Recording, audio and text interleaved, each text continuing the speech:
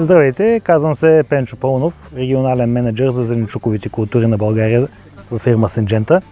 Намираме се на полето на нашия приятел Петко Телкиев, за да проверим резултатите от опита с нашия нов хибрид консервен домат BQ400.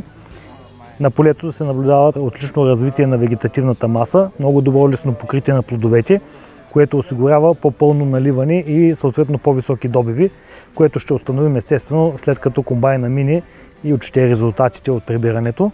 На първо четене много обещаващи резултати, наситено червено оцветяване на плодовете, много добри показатели по БРИКС, показва показания 7 и нагоре при непълна зрялост.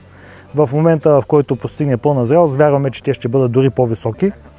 Не на последно място трябва да отчетем и толерантността на два вируса, бронзовост и ЦМВ, което през последните години става все по-важно при производството на домати в целия регион Пазарджишка, Пловдивска област. Освен наситено червеното оцветяване, в плодовете се забелязва една много добра твърдост и издържливост на слънчевото греене, което през последните години става все по-интензивно и се превръща в проблем при качеството на плода. Предвид реакциите на фермерите, които вече са тествали този хибрид и са забелязали какви са неговите качества и съответното желание от тяхна страна да започнат закупуване на семена, ние вярваме в доброто развитие на хибрида и в неговото бъдеще.